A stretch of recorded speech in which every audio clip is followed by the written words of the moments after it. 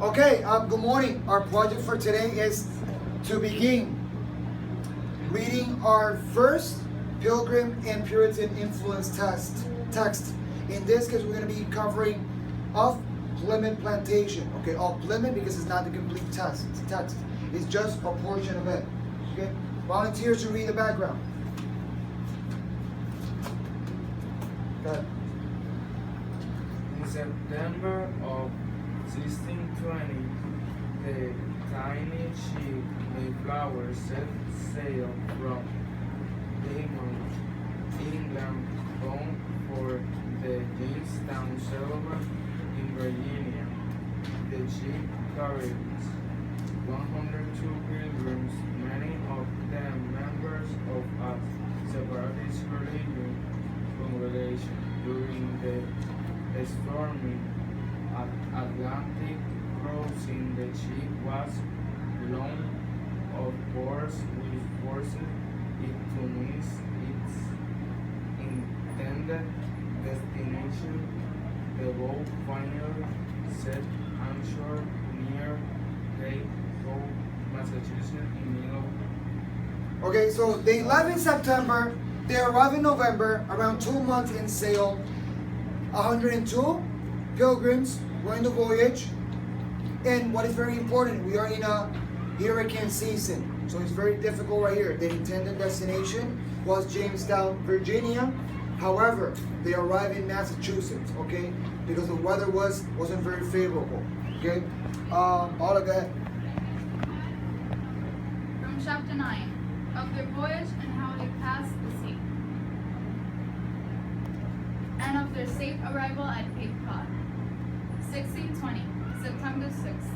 After they had enjoyed fair winds and weather for a season, they were encountered many times with crosswinds, and met with many fierce storms, in with which the ship was surely shaken, and her upper works made very weak, and one of the main beams in the midships was bowed and cracked, which put them in some fear that the ship could not be able to perform the voyage.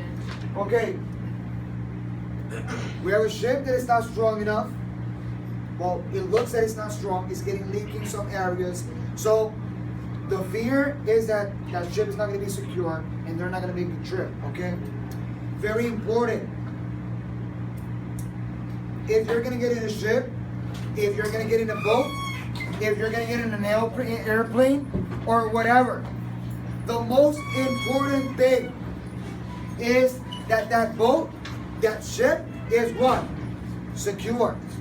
Okay? Go on. So some of the chief of the company, perceiving the mariners to fear the sufficiency of the ship, as feared by their mutterings, they entered into serious consultation with the master and other officers of the ship, to consider in time of danger, and rather to return than to cast themselves into a desperate and inevitable peril. Okay, they are already in a certain way in the sea, and they're consulting, they're talking about, are we going to continue or are we going to go back? That's the big question. That is the big difficulty. Okay, in our case, if we don't feel very good in our country, if we don't feel comfortable, what do? Really? We move. We go to Florida, we go to another state, we go to the United States. However, if a person, for example, in Cuba doesn't feel good, that person is going to have to get a boat and try to reach Florida. If a person in the Dominican Republic wants to go out of the country because they're not feeling good with their country, their favorable destination, their closest destination is going to be Puerto Rico in this case. So they're going to what? They're going to get in a boat and they're going to get to Puerto Rico. They're going to try to get to Puerto Rico. Once they get to that Canal de la Mona, that west coast is very difficult and they have a lot of difficulties. Okay? So, in our case, we get on a plane and we go out there. Can you imagine how difficult it is to be in a boat with probably your wife and you're a little kid, and you have a thought in the back of your head that you guys probably could die, and that could be the last time you're gonna be together. So that must be very difficult. Okay, go ahead. And truly there was great distraction and difference of opinion amongst the mariners themselves, saying, would they to do what could be done for their wages' sake, being now half the seas over. And on the other hand, they were loath to hazard their lives to desperately. But in examining of all opinions, the master and other affirmed they knew the ship to be strong and firm on the water, and for the buckling of the main beam, there was a great iron screwed through the passengers, brought out of Poland, which would raise the beam into its place. The which being done, the carpenter and master affirmed that with a post under it, set firm in the lower deck, and other ways bound, he would make it sufficient. Okay, we know that the ship is what? They decided, you know what, the ship is strong enough, we're going to continue on. We're not going to stop. So they're going to continue sailing to the United States, okay? Go ahead. And as for the decks and other works, they would pulp them as well as they could. And though with the working of the ship they could not long keep stock, yet there would otherwise be no great danger, if they did not overpress her with sails. So they committed themselves to the will of God. Finish up that one. And resolved to proceed. Very important. These people are very religious. They're going to commit to the will of God and say, you know what, God is going to protect us. Let's continue on. When they arrive in the United States, that's why they're going to continue that religious practice. That's why their beliefs in God are going to be very important. That's why when the people that don't follow those beliefs are going to be kicked away, are going to be pushed to a side, because they have their congregation, and if you don't respect our beliefs, then you cannot be part of our congregation, part of our group, okay? They do the same thing that Exactly. They were coming from England because there were things they didn't like over there with the church. But however, there were some things, they were doing similar things in the United States. So it's like, it's kind of ironic what was happening at the moment. Okay? Go ahead. In sundry of these storms, the winds were so fierce, and the seas so high, as they could not bear a knot of sail, but were forced to hold, for divers days together.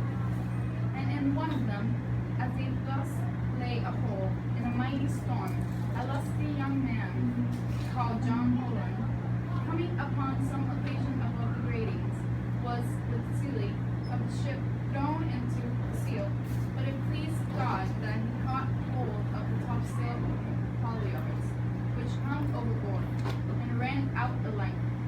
Yet he held hold, though he was slumbering. Fathoms on the water, till he was held up by the same rope to the brim of the water, and then with both hook and other means got into the ship again, and his life saved. Okay, this guy, you can see those vessels right there in page 58. You can see the vessels and you can see the ropes that are holding them. That's gonna what? The wind is gonna help that ship continue going on. However, what happens if those vessels go to the water? What happens? They're gonna have difficulties. So this guy, John Holland, went into the water to try to grab it, and he brought it back. However, what is the problem that John is gonna have? He's gonna swim, but the weather and the wind.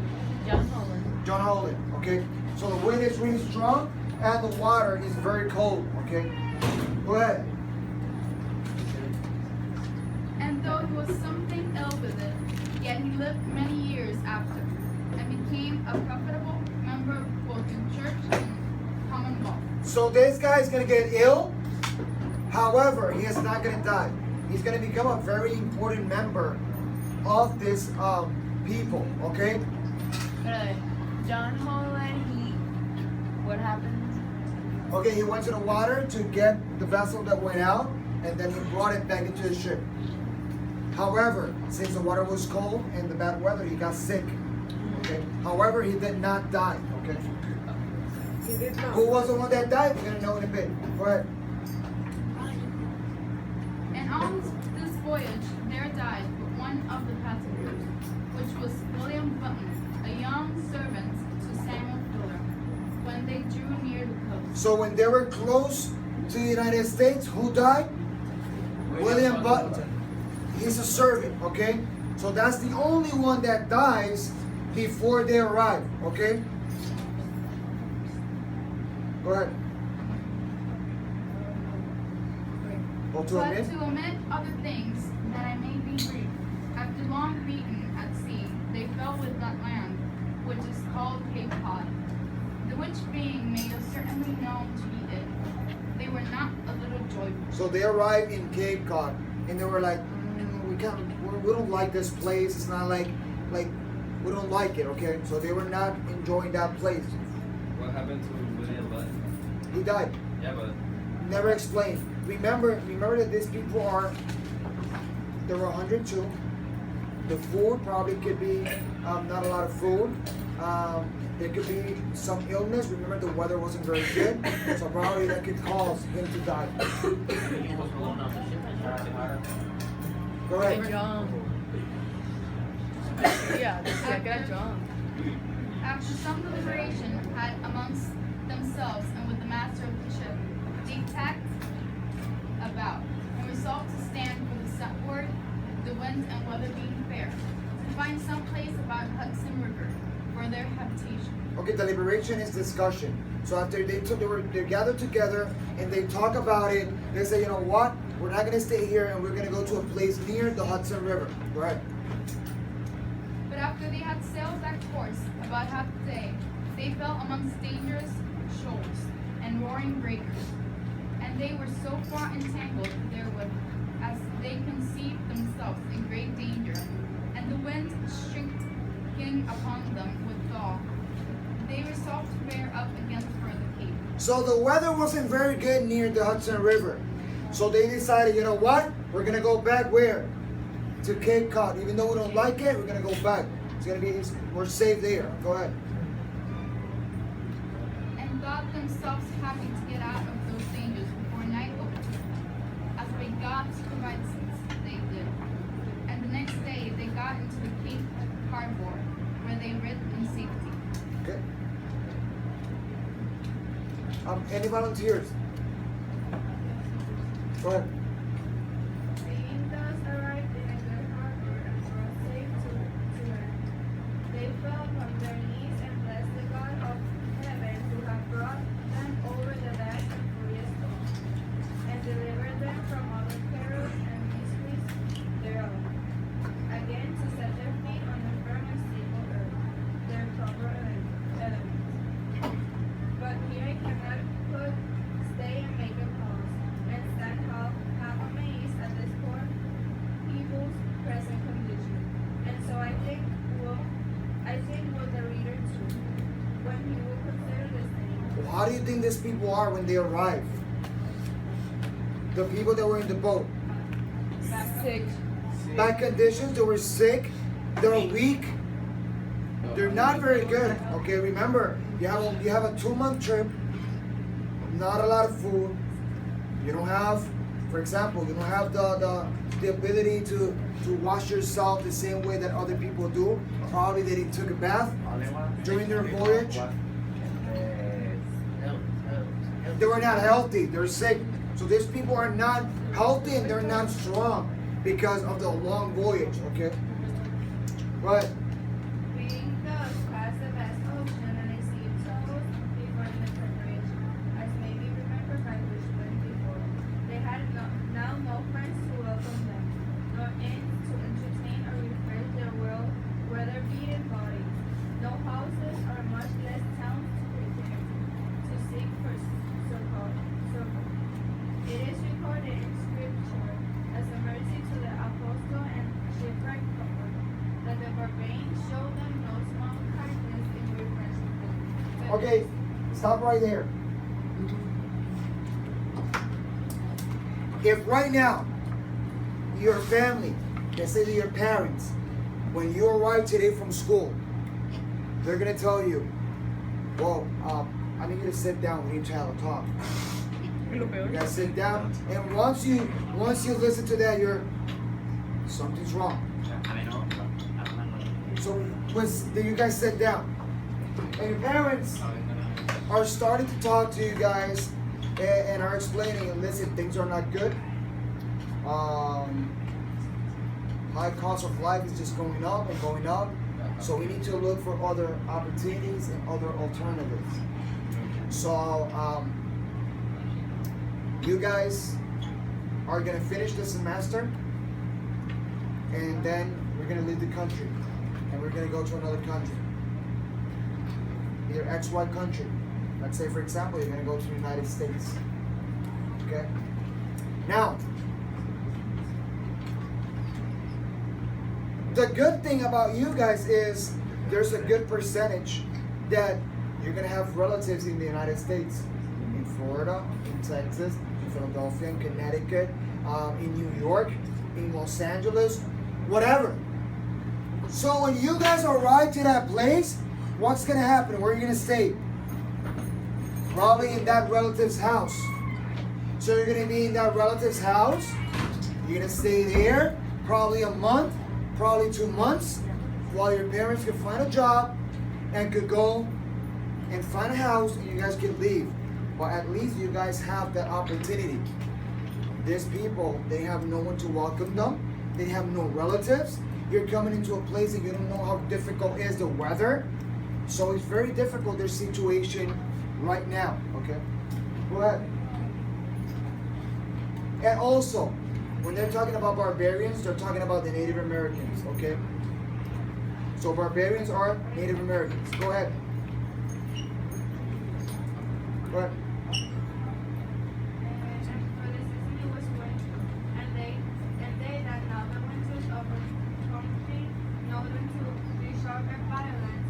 Subject to cruel and fierce storms, dangerous to travel to known places, much more to search an unknown coast. Besides, what could they see but hideous and desolate wilderness, full of wild beasts and wild and what multitudes there might be of them they knew not. What could now sustain them but the Spirit of God and His grace? The only thing they think, what is going to help us sustain us right now is going to be God. Go ahead. May not and out not the children of his fathers Galileans. Our fathers were Englishmen which came over this great ocean, and were ready to perish the wilderness. But they cried unto the Lord, and he heard their voice, and looked to their hurt, and he answered. Let them therefore praise the Lord, because he is good. His mercies endure forever. Go ahead. In this hard and difficult beginnings, they found some discontents and murmurings arise among some, and mutinous speeches and carriers in others. But they were some well, and overcome by the wisdom, patience, and just and equal courage of things by the governor, and better part, which clinged faithfully together in the main. But that which was most sad and lamentable was that in 2 or 3 months' time, half of their company died. And especially in January and February, being the depth of winter, and wanting houses and other comforts, being infected with the scurvy and other diseases, with this long voyage and their incumbent condition hath brought upon them. So as there died sometimes 2 or 3 of a day in the foresaid time, that of 100 and odd persons, scarce 50 remain. Okay. Right. What happens during the months of January and February? People die. But what happened in normally what season we have? Winter. Winter. Winter in the Atlantic, right there in that East Coast, is very cold.